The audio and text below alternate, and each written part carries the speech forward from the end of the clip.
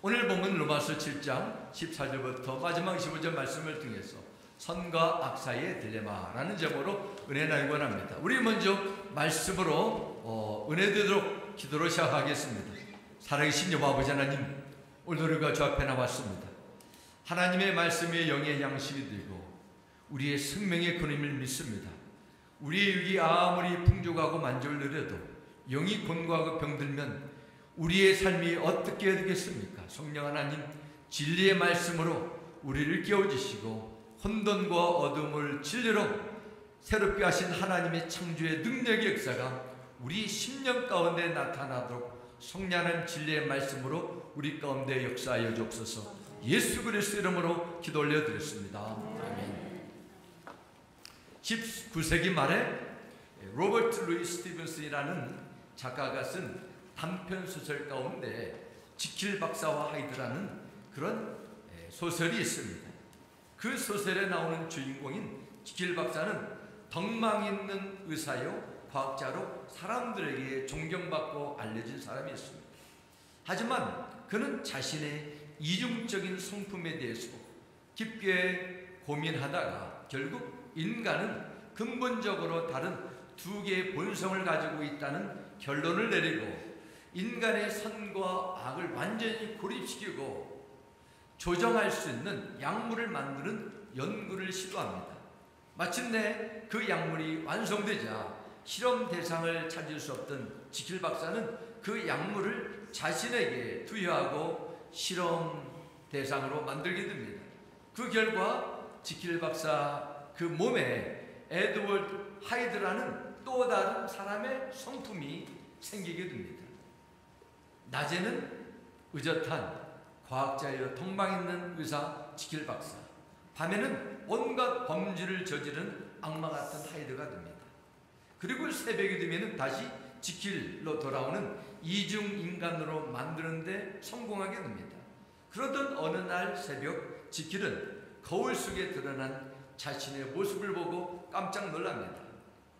온 몸이 지킬로 돌아왔는데 한쪽 손에 야수 같은 짐승 같은 험하고 털이 난 하이드의 손으로 계속 남아있는 것입니다. 이 스티븐슨 작가는 이 소설 중에서 자신이 고민하고 씨름하고 있는 이중적인 성격, 그리고 이 소설 중에서 이중인격이라는 것은 단순한 정신적인 병이 아니라 실제로 모든 사람 속에서 두 가지 인격이 함께 존재한다는 것을 이 소설을 통해서 풍자하고 비판하는 내용입니다.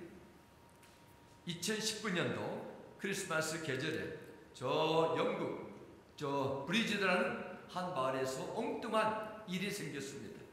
아주 잘생긴 한 젊은 청년이 혼자 사는 95세 토마스라는 그 할머니 집을 방문하게 됐습니다. 이 청년은 이 토마스 할머니가 유럽게 보여 제가 크리스마스 캐롤을 아주머니에게 꼭 불러드리려고 방문했습니다. 이렇게 자신을 소개했습니다. 그리고 정말 좋은 목소리로 캐롤을 그 할머니를 향해 불렀습니다. 너무도 감동한 이 할머니는 잠깐 이 청년 노래를 쉬고 차 한잔 마시고 다시 부르라 하며 부엌에 들어갔습니다. 차를 준비하러 간 사이에 이 청년은 팔찌 같은 귀금속을 다 챙겨가지고 바람과 함께 사라져버렸어요. 이 노인의 약점을 이용한 악질적인 도둑이었던 것입니다.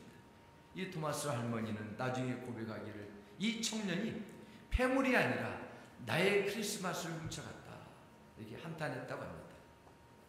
우리는 매일매일 신문지상에 보도되는 것은 물론이고 인간 사회에서 벌어지는 악과 선의 그 끊임없는 그 유동침을 우리는 정말 억제할 수 없을 정도로 우리는 자주 듣고 보게 됩니다. 계속 이어지고 있습니다. 지금까지도 오늘도 앞으로도 그런 일들이 나게 됩니다. 어떻게 그런 사람이 그렇게 많이 배우고 그렇게 많이 누리고 그런 높은 자리에 올라간 덕망 있는 사람이 어떻게 그런 일에 연루되고 가담했을까? 충격으로 받아들인 일들이 얼마나 많이 일어나게 됩니까? 성경은 인간은 본질적으로 두 가지 본능이 있다고 말씀합니다. 선을 행하고 착한 일을 행하고 싶은 본능입니다. 불쌍한 사람을 도와주고 싶고 아프고 어려운 사람을 도와주고 싶은 마음이 사람들에게 있습니다. 하지만 동시에 인간에게는 악의 본능이 있습니다. 대부분 사람들은 겉으로 보면 아무런 문제 없는 것 같은데 어떠한 사건을 만나게 되면 트리거가 돼서 악의 본성이 드러납니다. 그 사람을 이해하고 사랑하고 용서하고 싶은데 그렇게 안 돼요. 입에서 욕이 나오고 때리고 짚고 어떻게 하든지 복수하고 싶은 마음이 생기는 것입니다. 이처럼 왜 사람의 마음이 선과 악이 함께 존재하게 됐습니까? 완전하신 하나님께서 인간을 창조하실 때 선한 본능과 악한 본능 함께 주입하셨습니까? 그렇게 만드셨어요? 아닙니다. 하나님은 처음에 우리 인간을 악한 존재로 창조하지 않으셨습니다. 하나님의 완전한 거룩한 선한 사랑의 성품으로 지으셨습니다. 인간을 하나님의 선하신 형상대로 지었기 때문에 원래 인간은 선한 존재였어요. 그러나 사탄, 이 거짓의 영이 인類조상 아담과 하와를 거짓말로 유혹해서 선악과를 따먹는 죄를 짓게 만들었습니다. 그들은 선악과를 따먹으니까 눈이 밝아졌어요. 선한 본능도 있지만은 그들의 마음속에 악한 본능도 함께 들어오게 됐습니다. 나는 그렇게 하면 안 돼. 하면 생각하면서도 내가 하지 말할 것을 계속 하고 싶어 하는 것입니다. 하지 말라고 하는 것은 더하고 해야 되는 것은 하지 않는 것을 정당화시키기 시작했습니다. 이처럼 인간 안에는 선한 것을 하고자 하는 본능과 악한 것에 빠지고 싶은 두 가지 본성이 함께 존재하며 대적하고 서로 싸우게 되는 것입니다. 내가 원하는 것을 하고 하지 말아야 할 것을 하지 않는 것이 정상적인 것이 아닙니까?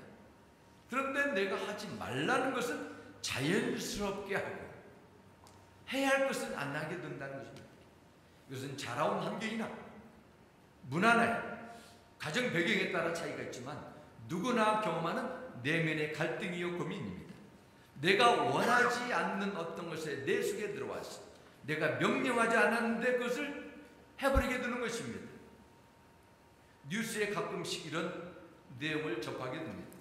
몸이 너무너무 아파서 참다 견디다 나중에 병원 가서 엑스레이, 캐스켓을 찍어보니까 전에 수술했는데 수술한 후에 실수로 의료진이 남겨둔 불순물, 이물질이 몸 안에 계속 남아있고 남아있는 상태로 그냥 꼬매버린 것입니다.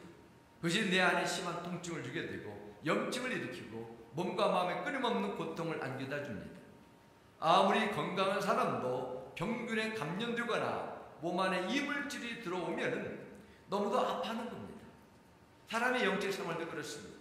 인간은 나름대로 의미 있게 살고 싶고 선한 일 하면서 하나님을 잘 믿는 신앙생활 하고 싶은데 마음속에 들어있는 어떤 것이 내 안에 들어와 나를 가만두지 않고 내가 시키지 않은 일을 계속 충동질하며 시키는 것입니다. 성경에서 이러한 것을 어떻게 말합니까? 이런 인간이 가지고 있는 본성을 죄성이라. 인간의 내면의 생각이 궁전한 일은 바로 죄로 인한 타락입니다. 그래서 오늘 보면 16절 17절 말씀하겠습니다. 만일 내가 원하지 아니하는 것을 행하면 내가 이룰 수 있는 법이 선한 것을 시인하느니 이제는 그것을 행하는 자가 내가 아니요 내 속에 거하는 뭡니까? 죄. 죄의 힘이 우리를 그렇게 이중적인 존재로 만든다고 말씀합니다. 18절 19절 이렇게 기록합니다. 내 속 곧 내 육신에 사는 것이 거하지 아니한 줄 아느니 원하면 내게 쓰나 선을 행하는 것은 없노라. 내가 원하는 바 선을 행하지 않고 도리어 원하지 아니하는 바 악을 행하는도다 말씀합니다. 사도 바울은 율법을 통해서 알게 된 두 가지 사실이 있다고 고백합니다. 하나는 18절 말씀처럼 선하게 살고 싶은 마음은 있는데 그런 거룩한 열망이 있는데 그렇게 살지 않는 것이고 다른 하나는 19절 후반절 말씀처럼 도리어 원하지 아니하는 바 악을 행하는도다. 악한 일을 계속하게 된다는 것입니다. 오늘 본문 7장 21절 말씀이 기록합니다. 그러므로 내가 한 법을 깨달았느니 그 선을 행하기 원하는 바 원하는 나에게 악이 함께 있는 것이로다 말씀합니다. 그래서 말하는 깨달은 한 법은 하나의 원칙, 원리를 의미합니다. 무엇을 깨달았습니까? 내 안에 선을 행하는 그런 힘이 있고 악이 함께하는 것, 이 원리를 깨달은 것입니다. 구원받은 우리는 선을 원하지만 그런 우리에게 악이 함께 존재합니다. 그래서 선을 원하는 것도 나고 악을 원하는 것도 납니다. 이것은 인간의 내면 속에 일어나는 솔직한 모습입니다. 악한 힘이 우리 안에 들어와서 내가 진심으로 뭔가를 하고 싶어하는 것을 보지 못하게 하고 끊임없이 염려와 두려움과 탐욕에 빠지게 만들고 다른 사람과 비교하게 되면서 질투와 미움 속에 빠뜨리는 일을 하는 충동하는 일이 내 마음속에 있게 됩니다. 이 악은 전염병처럼 다른 사람들에게 계속 옮기는 성향을 가지고 있습니다. 내가 원하지 않는 것을 시킵니다. 이러한 악한 본성은 나를 파괴하고 다른 사람에게까지 악한 영향을 주는 그런 바이러스 같은 파장이 있습니다. 이러한 악한 본성에서 벗어나고 싶은데 안 되는 것입니다. 마음속에서 괴로 일어난다고 성경은 기록합니다. 이것은 사도 바울의 진지한 고백뿐만 아니라 주 안에 있는 모든 그리스도인들 속에서 나타나는 영적인 실체입니다. 선한 것과 악한 것이 늘 공존하면서 끊임없이 서로 긴장하며 싸우는 것입니다. 지금도 우크라이나와 러시아 전쟁이 중국과 미국과의 보이지 않는 대립과 경제 전쟁이 번번하게 일어나고 있습니다. 하지만 위적인 것이죠. 모든 사람의 마음속에는 보이지 않는 그러나 분명히 존재하는 그러한 선한 것과 악한 이 대립과 전쟁이 일어난다는 것입니다. 하나님의 법을 따를 것인가 아니면 내 안에 있는 악의 법을 따를 것인가, 나의 욕심을 채울 것인가 아니면 하나님을 기쁘시게 할 것인가. 율법을 통해 나의 마음속을 볼 수 있게 되고 우리는 율법이 내 마음의 상태의 실체를 드러나게 합니다. 그래서 크리스찬들은 우리가 하나님의 말씀 뒤에서 내 자신을 볼 수 있는 것이 얼마나 복되고 하나님께 주신 은혜인지 모릅니다. 예전에는 내 생각, 내 욕심, 습관들을 편하게 결제하며 내가 할 말 다 하고 사는 것이 그냥 자유롭게 사는 것을 알았는데 이것이 바로 잘못된 것임을 말씀을 통해서 깨우쳐주기 때문입니다.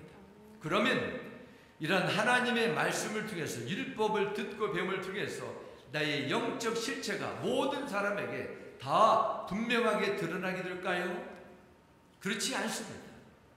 모든 사람에게 율법은 주어졌어도 그 율법을 통해서 받는 은혜는 다릅니다. 율법을 배우고 이해한다 해서 내 안에 감추어진 죄악된 모습을 다 볼 수 있는 것이 아닙니다. 하나님께서 율법을 통해 보여주실 때 나의 모습을 겸손하게 인정하고 주님, 말씀이 맞습니다. 나의 모습이 바로 이 말씀입니다. 인정하고 받아들인 자에게 보여주십니다. 사도 바울이 율법을 철저하게 배웠지만 그 율법을 가르치는 그야말로 성경 박사였지만 그의 배운 지식이 아니라 성령께서 그의 눈을 비늘 같은 것을 다 깨워주시고 마음을 열어주실 때 아멘으로 받아들이는 놀라운 구원의 역사가 임했습니다. 오늘 본문 22절 23절 다시 보겠습니다. 내 속사람으로는 하나님의 법을 들고 와되 내 지체 속에서 다른 한 법이 내 마음에 법과 싸워 내 지체 속에 있는 죄의 법으로 나를 사로잡는 것을 뭐합니까? 보는도다 말씀. 이 중요한 것은 보는 것입니다. I see another law at work. 내 속에서 지금 악의 법이 역사하는 것을 보는 영적인 깨우침이 그에게 있었습니다.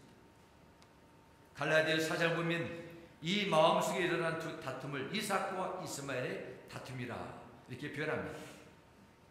새 사람을 입지 않았더라면 옛 사람을 입은 자의 결정은 내 의지를 사용해야 됩니다. 이것은 모든 성도들에게 성령과 복음 안에서 영원히 살아나고 하나님의 은혜 가운데 사는 성도들에 나타나는 영적인 현상입니다. 우리는 이것을 인정하고 받아들여야 돼요. 예전에 어린이 동화책에 실린 청개구리 이야기를 제가 자주 읽은 적이 있습니다. 동화책의 줄거리는 이와 같습니다. 먼 옛날 엄마 개구리 아들 청개구리가 살았는데 아들 청개구리는 엄마 청개구리 말대로 하지 않고 정반대로 행동을 합니다. 그래서 늘 엄마의 속만 썩였습니다. 속만 뒤집혔습니다. 이 아들 청개구리는 심부름을 다녀오라 하면은 다른 일을 하는 척하고 공부를 하라면 놀러가고 조용히 하라면 크게 떠듭니다. 엄마 청구리는 아들 청개구리가 자신 말고 정반대를 하는 것을 보고 늘 걱정했습니다. 속이 탔습니다. 세월이 흘러 늙게 된 이 엄마 청개구리는 죽기 전에 아들 청개구리에게 자신 죽으면 시냇가에 묻어달라 이런 유언을 남기게 됩니다. 항상 아들이 엄마의 말과 정반대로 행동을 했기 때문에 산에 묻어달라고 하면 아들이 반대로 시냇가에 묻을까 거꾸로 이야기한 것입니다. 엄마가 돌아가시죠. 그때야 철이 든 아들 청개구리는 자기의 잘못을 반성하며 엄마 유언대로 시냇가에 엄마의 무덤을 만들었습니다. 그리고 비가 오면은 무덤이 시냇물에 떠내려갈까 걱정되어 늘 개굴개굴 슬프게 울었다는 얘기입니다. 비가 내려갈 때 개구리 울음소리가 더 커지고 시끄러진 것은 청개구리 울음 때문이었다. 그 동화책에 설명합니다. 당시 저 시골 마을에서 쉽게 혐오할 수 있는 일들을 어린아이들에게 좋은 도덕적인 교훈을 주려고 조상의 지혜가 담긴 이야기라고 여겨집니다. 우리가 어떤 마음을 가지든지 하나님의 말씀을 어떻게 받아들이는가에 대한 영적인 교훈과 비슷합니다. 죄로 인해 가지고 악한 본성이 가진 인간은 하나님의 말씀을 내가 원하는 것은 맞지만은 내가 부담되고 싫어하는 것은 거부하는 반대로 가는 그런 영적인 현상이 나타납니다. 데살로니가전서 2장 13절 말씀 기록합니다. 우리가 하나님께 끊임없이 감사하는 것은 여러분이 우리에게 하나님의 말씀을 받을 때 사람의 말로 받아들이지 않냐고 실제 그대로 하나님의 말씀으로 받아들였기 때문입니다. 이 하나님의 말씀은 또한 신도 여러분 가운데서 다 움직이고 있습니다. 기록합니다. 사도 바울의 데살로니가 교회 성도들의 그 신앙을 이렇게 표현했습니다. 대부분의 사람들은 바울이 전한 복음의 소식을 무시하고 거부하고 조롱했습니다. 사도 바울이 데살로니가 교회 성도를 인하여 하나님께 끊임없이 감사하는 것이 무엇입니까? 바울이 전하는 하나님의 말씀을 받을 때 그들이 사람의 말로 받아들이지 않고 하나님의 말씀으로 받고 하나님의 말씀으로 믿었다는 것입니다. 그 믿었을 때 말씀이 그들 가운데 살아 역사했습니다. 사도행전 17장 11절과 12절 전반전에 말씀합니다. 베레아의 유대 사람들은 데살로니가 유대 사람들보다 더 불쌍한 사람들이어서 아주 기꺼이 말씀을 받아들이고 그것이 사실인지 알아보려고 날마다 성경을 상고했다. 그들 가운데서 믿게 된 사람이 많이 생겼다 기록합니다. 사도 바울이 복음을 전하는 대부분 하나님의 말씀을 전하면 받아들이지 않았는데 데살로니가 교회 성도들보다 더 귀한 믿음을 가진 베레아와 유대 사람들은 하나님의 말씀을 기꺼이 받아들이고 날마다 말씀을 묵상했다 기록합니다. 사랑하는 성도 여러분, 하나님의 말씀을 받아들이는 여러분의 마음, 여러분의 마음의 자세는 어떻습니까? 하나님의 말씀의 능력이 여러분의 속사람을 새롭게 하고 악의 세력을 물리치고 하나님의 일을 볼 수 있는 그 은혜를 체험하고 있습니까? 히브리서 3장 15절에 말씀합니다. 성경에 읽었으니 오늘 너희가 그의 음성을 듣거든. 이 말씀은 그 음성은 하나님의 말씀입니다. 경노하시게 하던 것 같이 너희 마음을 완고하게 하지 말라 하였으니 기록합니다. 이 말씀은 시편 95편 7절을 인용한 말씀입니다.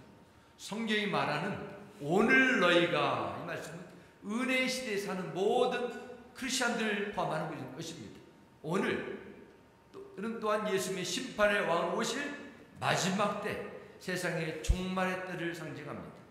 이스라엘 백성들이 광야 생활 속에서도 하나님의 말씀을 무수하게 들었지만 순종하지 않아서 하나님을 경락하게 했던 것처럼 옛날 일을 되풀이하지 말라고 강력하게 명령하십니다. 마음이 완고하게 하지 말라 이 뜻입니다.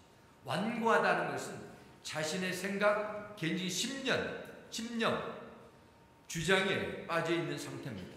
어떠한 하나님의 감동과 말씀도 듣지 못하게 되는 그런 굳어진 상태입니다. 다른 사람의 말을 듣고 이해하려는 시도조차도 하지 않는 편견과 고집에 빠진 마음의 상태입니다. 마치 청개구리처럼 어머니의 말에는 무조건 반대로 하는 경향입니다. 오늘 이 시대의 사람들, 하나님의 말씀에 대해서 어떻게 대할까요? 마지막 때 점점 마음이 굳어진 상태로 늘 사람들이 너무 많아집니다. 특별히 기독교에 대해서, 교회에 대해서, 말씀에 대해서 완고한 마음, 옛날에도 있었습니다. 2000년 전에도 있던 사람들이 있었습니다. 그러나 오늘날처럼 기독교에 대해서 그것이 맞는가 틀린가에 대해 열린 마음으로 따지며 깊이 배우지도 않고 무조건적으로 비난의 화살을 쏟는 그런 시대가 온 이 시대입니다. 깊이 연구하고 내린 결론이라고 말하거나 혹은 들어보지도 않고 무조건 싫다는 것입니다. 하나님을 믿지 않는 것이 죄라는 사실을 말하는 것은 물론이요, 사람이 죽은 후에 그 영혼이 죽으면 지옥과 천국을 간다는 그런 사실조차도 말하는 것이 이상한 이 시대에 살고 있습니다. 하나님과 기독교에 대해 적대 감정은 오늘날 점점 심해지고 있습니다. 이 미국도 더 아주 무자비하게 교모하게 침투해 가고 있습니다. 오늘날 세상은 성경에 기록된 진리를 아주 지워버리려는 그런 시도를 하고 있습니다. 기독교인이라는 사람들 가운데서도 세계의 평화를 내세우면서 모든 종교는 갖고 다 하나로 만들자는 그런 일을 하는 사람도 있습니다. 교회 안에. 그러나 이것은 성경에 어긋나는 것이므로 절대로 기독교인은 아닙니다. 성경 분명히 선언합니다. 하나님께서 예수 그리스도 외에는 구원을 받을 수 있는 이름을 인간 세상에 절대로 주신 일이 없다 선언했습니다. 그러나 세상 사람들은 이 선언을 받아들이지 않고 우리를 더 비난하고 조롱하게 됩니다. 이것이 바로 성경에 보면 마지막 때에 일어나는 영적인 현상이라 기록합니다.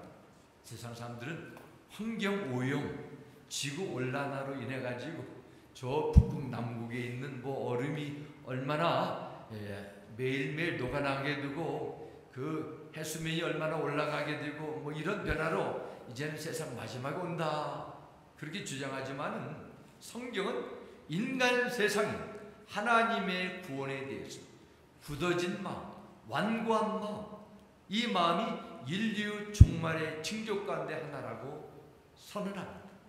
사람의 마음 상태를 보면 이 세상이 마지막이라는 것입니다.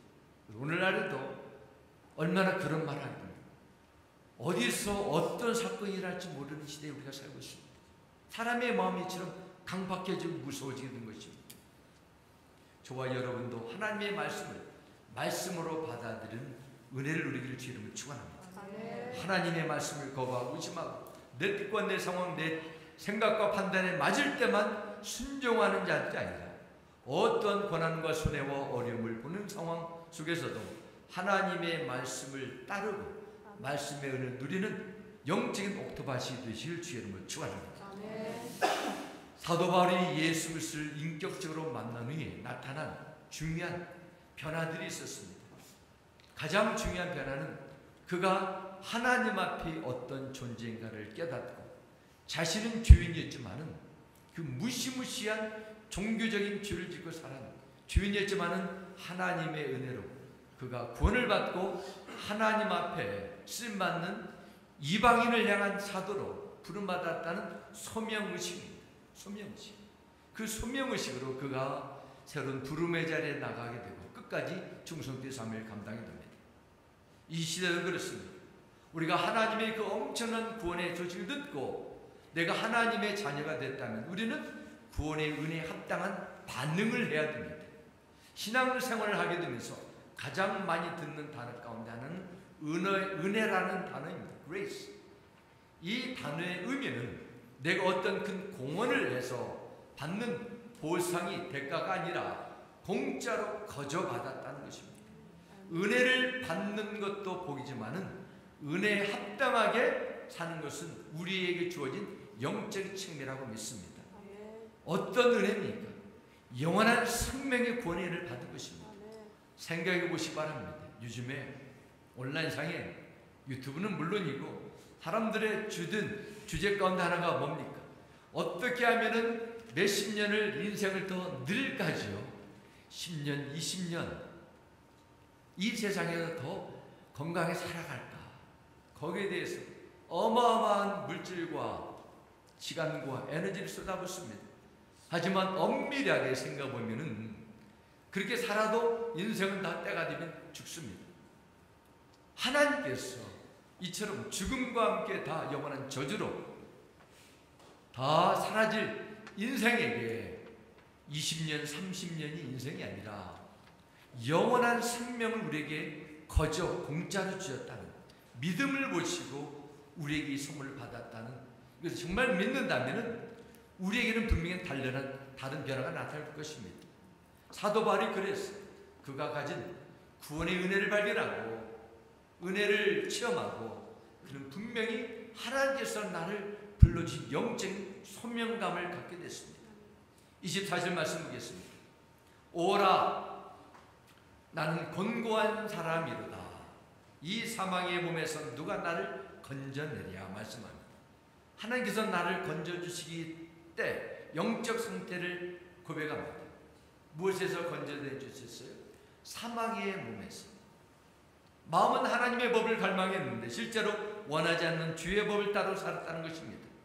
마음으로는 하나님을 섬겼는데 육신으로는 내 몸으로는 주의 법을 즐거워했습니다. 그래서 하나님의 법은 하나님의 율법입니다. 우리를 포로로 잡으려 하는 주의 세력을 어떻게 물리칠 수 있습니까? 불가능합니다. 성령께서 예수 그리스도를 마음에 영접한 자들의 마음속에 오셔서 통치하실 때 가능합니다. 예를 들면 수영에 빠진 우리가, 수영을 하지 못하는 우리가 깊은 물에 빠졌습니다. 살아날 수 있는 방법은 내 안에는 없습니다. 누군가가 와서 건져줘야만 됩니다. 구원의 원리도 이렇습니다. 내 안에 선한 세력과 악한 세력이 함께 존재하면서 치열하게 싸우다가 결국에는 선한 세력이 악한 세력이 이겼다는 것이 구원이 아닙니다. 나는 선에 대해서 머리로는 알고 있는데 마음으로는 느끼고 있는데 주의 세력이 너무도 커서 포로가 되었는데 하나님께서 우리를 기억하시고 예수 그리스도를 통해 건져주셨습니다. 이것이 바로 구원의 은혜입니다. 하나님께서 예배드린 놀라운 구원의 은혜를 받은 자에게 나타나게 되는 새로운 변화가 있습니다. 하나는 바로 우리에게 주신 소명이십니다. 하나님께서 나를 불러주셨어요. 그리고 나를 향한 하나님의 기대를 발견하는 것, 이것이 바로 소명감이라고 믿습니다. 에베소서 3장 7절부터 9절에 말씀합니다. 하나님의 능력의 역사하심으로 인해 내게 주신 하나님의 은혜의 선물을 따라 내가 일꾼이 되었습니다. 모든 성도들 가운데 가장 작은 사람보다 더 작은 내게 이 은혜를 주신 것은 헤아릴 수 없는 그리스도의 풍성함을 이방 사람들에게 전하게 하시고 만물을 창조하신 하나님 안에 영원전부터 감춰온 비밀의 경륜이 어떠한지 모든 사람에게 드러내시기 위함입니다. 아멘. 7절 다시 보겠습니다. 7절에 하나님의 능력의 역사심으로 인해 내게 주신 하나님의 은혜의 선물을 따라 내가 무엇이 됐어요? 일꾼이 됐습니다. 하나님의 사명자가 됐다는 것입니다. 이방인에게 복음을 전하라고 구원하기 위해서입니다. 바울이 예수를 인격적으로 만난 이후에 평생을 이방인의 구원을 위해 살다가 이방 나라에서 순교하게 됩니다. 주께서 그를 택하여 주시고 영원 구원의 목적대로 살았다는 것입니다. 우리 인생에 있어서 정말 중요한 것이 있습니다. 나를 불러주셨던 하나님의 구원을 믿을 뿐만 아니라 남은 인생 속에서 하나님께서 정하신 뜻대로 살고 그 일에 동참하는 것이라고 믿습니다. 안타까운 것은 하나님께서 이 엄청난 은혜를 주셨는데 가치를 보지 못하고 반응도 없습니다. 성경 때에 말씀합니다. 열매 맺지 아니하는까지는 찍어 불에 던진다 말씀합니다. 열매를 맺어야 돼요.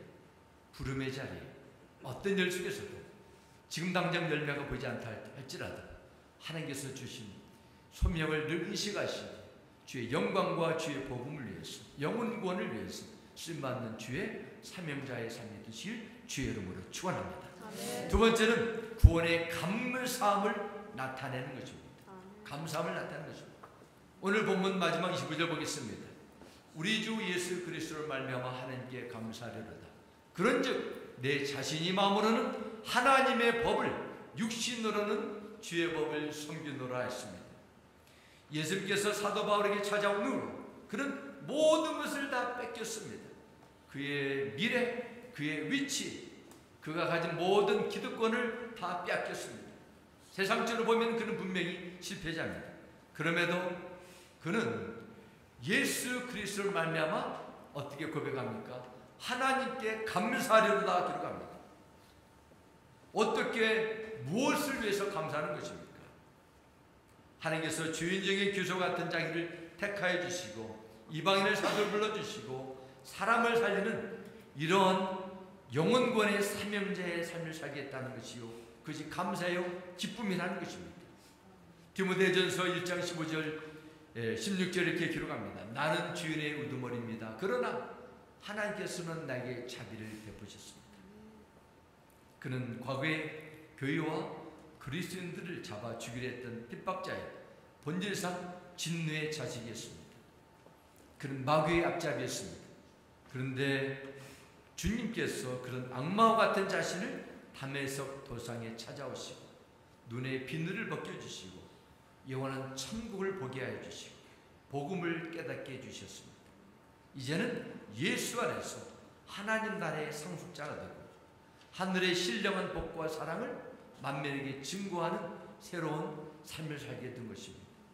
이 모든 것이 자신의 선앙이나 도덕적인 의로움도 아니고 자신의 지적인 통찰력도 아니고 하나님께서 베풀어 주신 자비의 결과라는 것입니다. 아멘.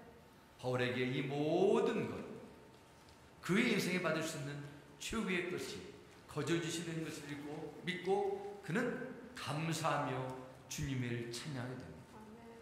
본문에 언급은 없지만 우리가 절대로 놓지 수 없는 것은 여기에 보면 성령께서 여러분 모두 가운데 역사하셔서 복음을 듣게 하시고 믿게 하시고 주의 백성으로 자녀 삼아주셨다는 것입니다. 우리는 완벽하지 않습니다. 내 마음으로 원하는 선을 행할 수 있고 하나님의 법을 즐거워하며 순종할 수 있는 것, 오직 성령께서 우리 가운데 좌정하시기 때문에 가능합니다. 율법은 능력이 없어서 머리로는 깨닫지만 몸이 할 수 없지만 성령님은 능력으로 그 일을 행하십니다. 그래서 우리가 성령의 능력으로 우리의 속사람이 날로 변하는 그런 성화의 과정이 이루어지는 것입니다. 비록 우리가 사망의 몸에 거하고 있는 동안 계속 우리 안에 있는 죄의 욕심과 악과 선한 그 힘이 서로 대적하며 싸우게 될 것입니다. 나의 연약함으로 탄식할 때도 있을 거예요. 그러나 이 모든 과정 속에서 우리는 하나님을 바라보며 의지할 수 있습니다. 성령의 능력이 늘 우리 가운데 임하기 때문에 우리가 우리 자신을 포기하지 않고 미래를 소망하며 승리를 확신할 수 있게 되는 것입니다. 그렇기 때문에 우리는 주 예수 그리스도에 인해서 감사해야 된다는 거예요. 사랑하는 성도 여러분, 그리스도를 살면서 진정 무엇을 감사할 수 있겠습니까? 주어진 환경, 조건, 좋을 때도 있지만은 환경은 늘 변할 수 있습니다. 지금 내가 실험하는 문제가 아닙니다. 정말 내 안에 최고의 보물을 발견하고 그 보물에 대한 바른 관점과 믿음의 반응이 내 안에 있냐, 이것이죠. 예수 그리스도로 인해 하늘에 약속된 복이 내 인생 속에서 계속 펼쳐지게 됨을 확신하고 사느냐는 것입니다. 이것을 우리가 발견했습니까? 우리가 먼저 찾았습니까? 우리가 연구와 노력에 낸 연구의 결과입니까? 아닙니다.